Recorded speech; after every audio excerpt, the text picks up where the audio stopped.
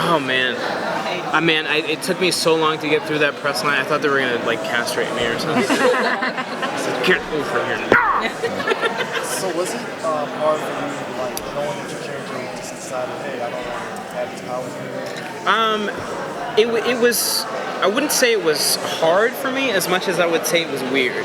You know, I never requested that. You know, sometimes we get a little bit of leeway in terms of what we want to see from our characters when we work on the show, but that particular decision was not something that I sort of instituted. So it surprised me a little bit when I started reading about his desire to get rid of these powers, but at the same time, I welcomed the challenge because I saw it as exactly that, a challenge. You know, I like new things. I like unexpected directions as long as they're, plausible and justified in some way. And I definitely felt like that gave me a little bit of meat to work with because it was so unexpected. And I like defying audience expectations. You know, I think part of what we do is, keep audiences on the edge of their seats. And I definitely thought that making such a decision was controversial. And I like that about it. Well, I want to welcome you to Team Civilian. Okay, thank you, Team Civilian. I feel welcome. What is life like for Cisco now that he doesn't have to worry about doing the bad? Oh man, life is just peachy.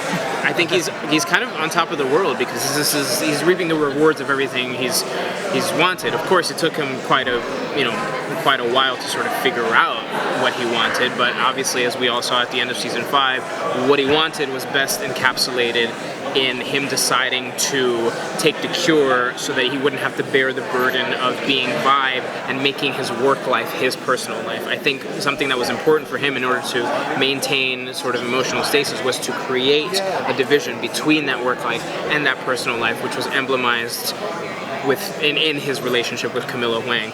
So I think being able to cater to her and give her the attention that she needed and sort of keep those worlds separate was very important to him. And I think the decision to take the cure was definitely a big stepping stone for him. So you can definitely expect to see him in a very content place at the beginning of season 6. What else is coming up for him in season 6? Well, I got some shitty talking points, so I'm gonna have to make up my own talking points right here. It's hard to say. There's basically Barry learned something that's critical, and that this is such a non-answer. I hate it, but we all learning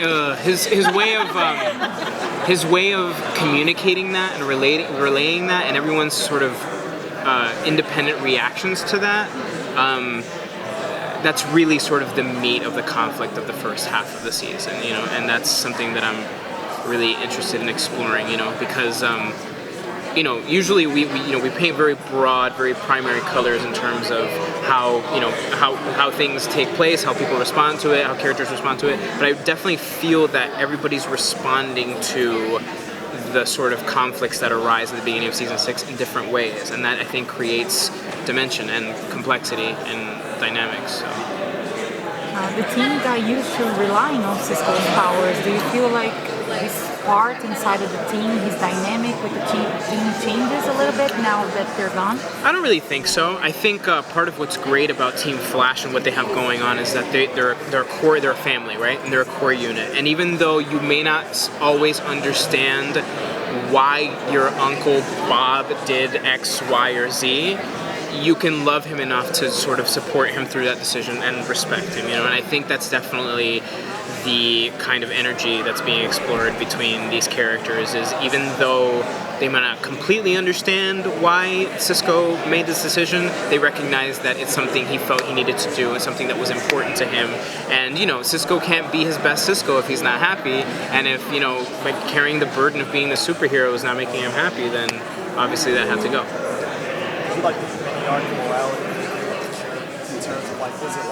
Yeah, I liked it a lot, but the thing is, sometimes when we work on the show, obviously there's a lot of fingers in the pie, and a lot of those fingers want clear storytelling, but there's a difference between clear storytelling and really just hitting audiences over the head with something.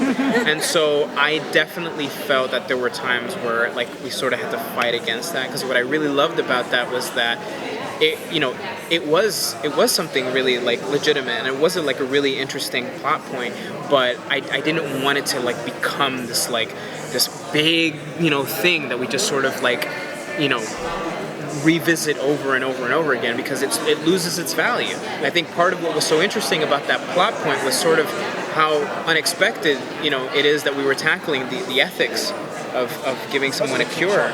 You know what I mean? So yeah, so I thought that was really interesting, and I think we ultimately what we ended up exploring in the broadcast and everything like that. I think that was a good balance of everyone's interests.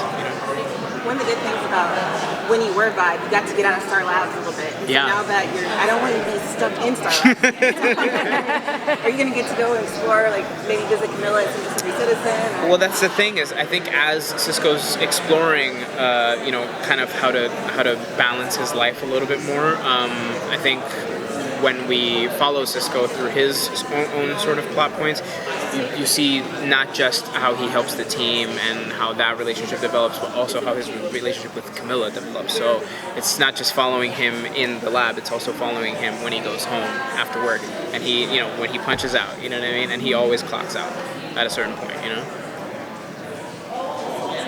Thank you so much, guys. Thank you. Appreciate it.